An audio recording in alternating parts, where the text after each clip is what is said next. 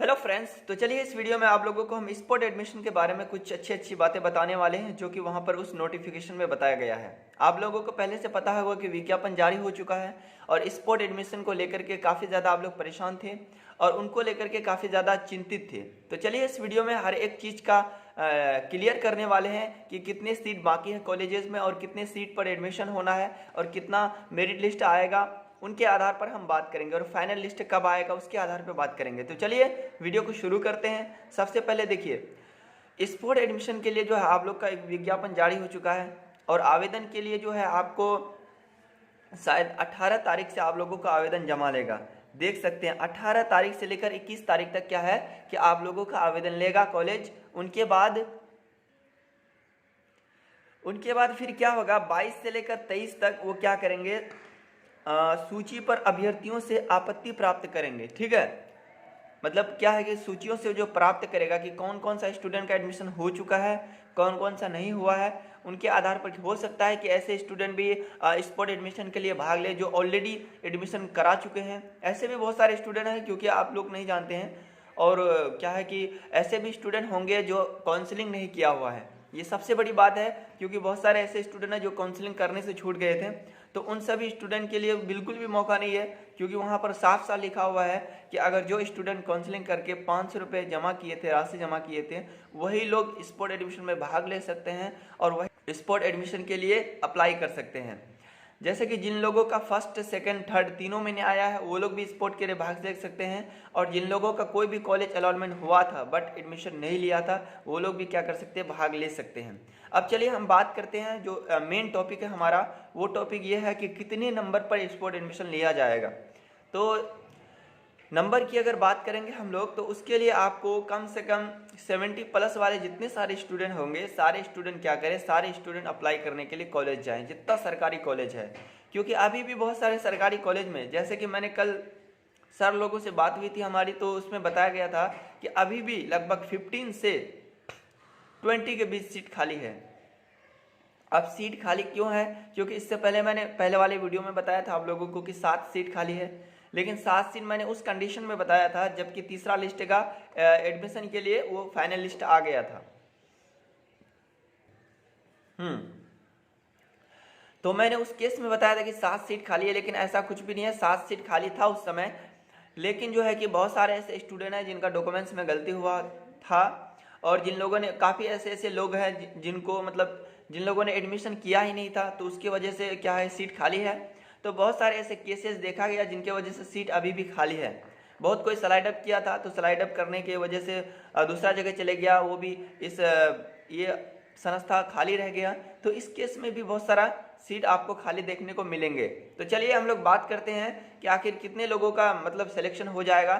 तो मैं तो यही कहूँगा जितना कि 70 प्लस 68 के प्लस जितना भी स्टूडेंट होंगे स्पोर्ट एडमिशन के लिए वो भाग लें। बिल्कुल आपको सरकारी कॉलेज मिलेगा क्योंकि 15 से 20 सीट अभी भी खाली है। मैं बिल्कुल सच बोल रहा हूँ और जो भी बोलता हूँ मैं सही चीज़ें बताता हूँ आप लोगों को, क्योंकि मैं यहाँ पर रह करके सारी चीज़ों को देखता हूँ तो कहीं ना कहीं मुझे सच लगता है। और एक सवाल आप लोगों का ये था कि सर CAF कैसे डाउनलोड करेंगे। तो देखिए CAF जिस समय करने के लिए वेबसाइट में गया था तो उस समय उसके बाद आपको एक PDF मिला होगा, तो वो PDF को निकाल के रख दीजिएगा आप लोग। और PDF को निकालने के बाद फिर क्या करना है आप लोगों को, फिर से एक बार लॉगिन करना है। अगर लॉगिन करेंगे फिर से, अगर वो काउंसिलिंग वाला ये क्या कहते हैं CAF कॉमन एप्लीकेशन फॉर्म निकल गया तो इसका मतलब आपका किसी भी संस्थान में नहीं हुआ है। इसलिए यहाँ पर बताया जा रहा है कि क्या कहा जा रहा है कि संस्थान अभ्यर्थी CAF को अपने लॉगिन में प्रविष्ट कर संयुक्त से संतुष्ट हो लेंगे। उक्त आवेदक का नामांकन किसी भी संस्थान में नहीं हुआ है, इसलिए कहता है कि लॉगिन करके एक बार देख लेंगे, क्या पता किसी भी संस्थान में आपका नामांकन हुआ है या नहीं हुआ है। फिर उनके बाद क्या कहता है, आवेदन की प्रक्रिया समाप्ति के उपरांत संस्थान द्वारा स्कोर कार्ड में अंकित अभ्यर्थी रैंक के आधार पर पात्र अभ्यर्थियों को अवधित मेगा सूची का तैयार कर संस्थान में सूचना पटल और अन्य स्थलों पर सुस्पष्ट रूप से प्रदर्शित करते हुए आपत्ति आमंत्रण किया जाएगा। ठीक है, इसमें साफ साफ कह दिया है कि आपका रैंक के आधार पर, कैटेगरी के आधार पर ही एडमिशन होगा। और कई लोगों का ऐसे भी हो सकता है क्योंकि हो सकता है कि आर्ट्स वाला स्टूडेंट है ही नहीं उस कॉलेज में, सिर्फ साइंस वाला है, तो साइंस वाला का क्या करेगा, आर्ट्स वाला को हटा देगा, साइंस वाला सारे साइंस वालों को ले लेगा। तो ये भी केसेस देखा जाता है। अगर हो सकता है साइंस वाला है ही नहीं, सिर्फ आर्ट्स वाला है, तो आर्ट्स वाला क्या कहते हैं, साइंस वाला को साइड कर देगा और आर्ट्स वाला को ले लेगा। तो इस तरह का भी केसेस है, क्योंकि बहुत सारे कॉलेज में ऐसी क्या है कि सीटों की संख्या देखी जा रही है। तो इस तरह से स्पोर्ट एडमिशन के बारे में आप लोग देखिए। फिर उनके बाद क्या कहता है कि अब मेगा सूची जो प्रकाशन होगा वो 22 तारीख को हो जाएगा आपका। फिर औपनिक जो सूची अभ्यर्थी आपत्ति करने का तिथि 22 से फिर 23 होगा। फिर उनके बाद प्राप्त आपत्ति निराकरण की तिथि यानी सुधार करने का तिथि फिर 26 को होगा। फिर 27 को क्या करेगा, वो 27 को जो है आपत्तियों को निराकरण के पश्चात अंतिम मेगा सूची प्रकाशित करेगा। ठीक है, आपत्ति का मतलब ये हुआ कि बहुत लोग क्लेम करेगा सर मेरा भी ले लीजिए ये वो, मतलब बहुत सारा ऐसा त्रुटि हो सकता है जिसकी वजह से फिर आपत्ति दर्ज करने का फिर अवसर उसको प्रदान मिलेगा। ठीक है, अंतिम मेगा सूची के आधार पर क्या होगा, 28 से लेकर 30 तारीख तक क्या होगा, आपका नामांकन होगा, है ना। 28 से 30 तारीख को क्या होगा, आपका नामांकन होगा। और उस नामांकन में आप लोगों को क्या है कि वहां कॉलेज में जाना पड़ेगा। फिर क्या होगा, नामांकन के पश्चात समिति के पोर्टल पर अपघटन क्या करने की तिथि, फिर 31 तारीख को फिर क्या होगा, ये सीटें अपडेट हो जाएंगी। उनके बाद अगर हो सकता है सीट बचेगा तो फिर कुछ होगा, अगर नहीं बचेगा तो फिर आपका एडमिशन खत्म हो जाएगा, यानी 23 से 25 सेशन का एडमिशन तिथि समाप्त हो जाएगी।